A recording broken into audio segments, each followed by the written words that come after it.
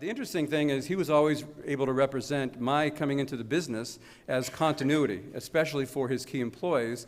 He was able to say to them, my son is coming into the business, my son-in-law is here, and if they work hard and grow the business, then I think we'll continue to be successful. So he was able to continue to foster that kind of impression, and I think our key people at the time were really helpful in allowing that to happen without causing a lot of aggravation.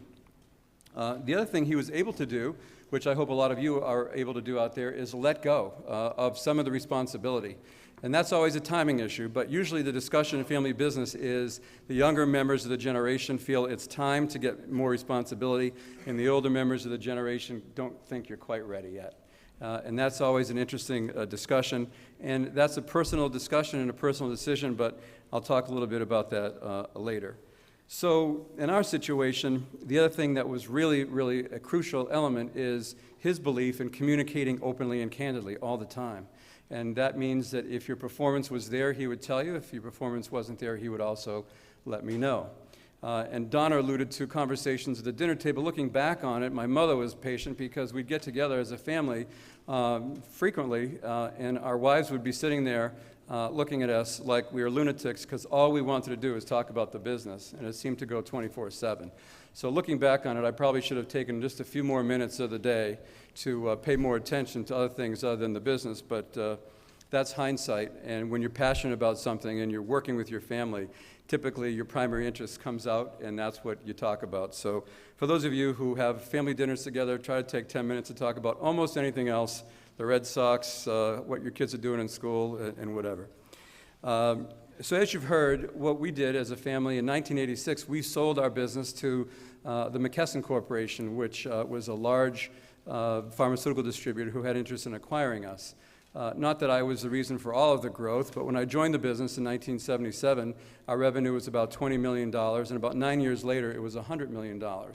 And even though I had classical training in accounting and finance, I wanted to get out on the road, and I ended up doing a lot of the selling. My dad did a lot of the work behind the scenes. We worked really effectively together, and it worked out very well. So we sold the company. And it's an interesting decision that people have to go through during that process, but for us and our employees, it was the right thing to do. Today, we still have some family business interests, and we still have my brother Jonathan is here today. He's an attorney with Marc, O'Connell, DeMalley, and Luget.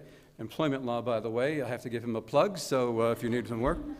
And my sister Deb is involved as well, and we do our best to get along and work out all of our various interests, and I think we do very well at it, and he is the one, my dad is the one who really established that. But children have to also understand the role of the parent and what they may be going through as well. And the admonition that my father gave me and my brother and sister many times was this: don't fight over money. Don't fight over money. It was like this mantra that we had all the time. Not always easy to do in a business, but not fighting over money is something we try to do as much as we can, as long as I get the bigger share, which I'll address later. That's a joke, of course, Jonathan. He's going to have me audited now.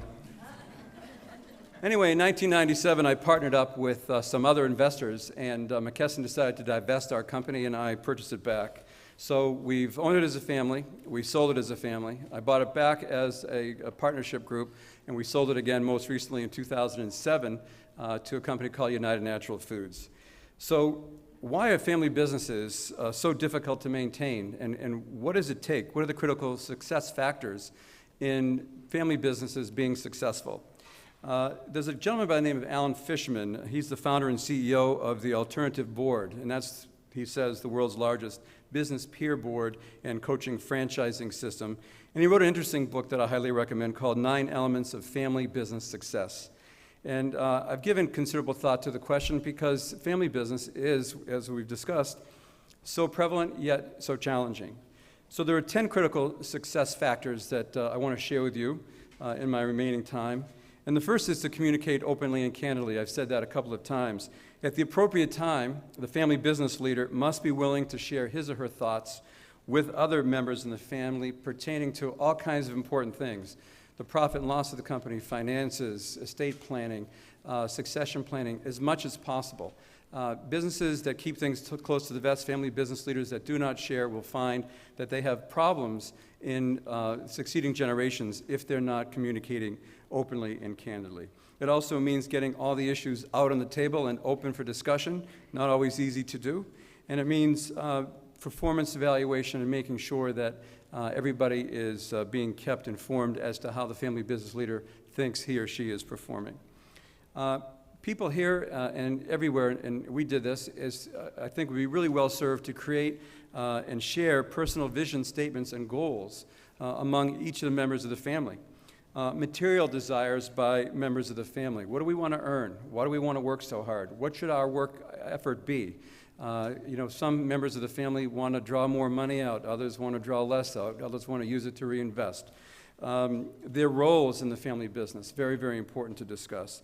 And emotional rewards. There are families that want to give more to charity, less to charity.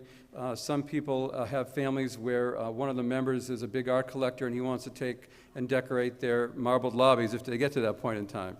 So the compatibility of the vision of the company is very, very important at all times. And those visions can change over time. They're not necessarily cast in stone, but it's important in the spirit of communicating openly and candidly to have everybody in the family at least understand where each other's vision of that business is.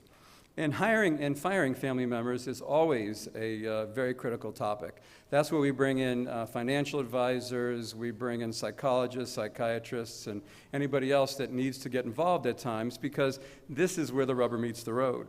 So the expression that it's just a business, nothing personal, does not apply to a family business hiring practices, because you have to love your family. You may have to fire somebody, but you've got to try to love them, and then at the same time keep family harmony. Not the easiest thing to do. According to a research survey by Lord Norton Tye, the oldest privately held wealth management company in the country, located in the Pacific Northwest, most family-owned businesses lack any qualification requirements for family members to become employees. Family-owned businesses tend to gear hiring and firing philosophy to the best interests of the family as viewed by the family leader rather than the best interests of the business. So even when bringing and onboarding family members, a lot of thought for successful family businesses have to be given to the competencies of each of the parties involved. Everybody is different, who does what role, what job, and then trying to explain why a family business leader thinks a certain person is good in a particular role, et cetera, et cetera.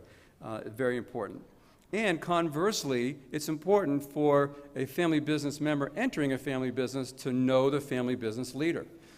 You can also interview them. So before you're a family member joining a family business, if you have other options, you may want to decide whether or not you can actually work with your parent, cousin, brother, sister, etc. So make sure that people understand that. And the bottom line is don't hire them if you can't fire them. And that's something that you need to sort of qualify coming in. There's an interesting story about Stu Leonard. Stu Leonard owns a very successful supermarket and dairy store in Norwalk, Connecticut. Anybody ever hear of Stu Leonard?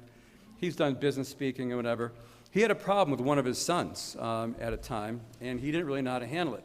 So he invited his son over to his home, and they got in the hot tub together in the backyard. Both had a cigar, had a beer, and Stu had 2 hats at the hot tub. And his son said to him, "So, Dad, what's up?" And he said, "Well, I'm going to put my first hat on now. You're fired." Kid looked at him and goes, "You serious?" He said, "You're fired. Things aren't working out. You just really can't stay in the business." Takes the first hat off, puts the second hat on. He goes, "This is my dad hat. I heard you just lost your job. How can I help?" So, that's what you have to go through. So, that is the essence of family business, especially when one has to make a termination. And I didn't get to find out the rest of the story. I think the son stayed in the business eventually, but I think he straightened out very quickly after that conversation.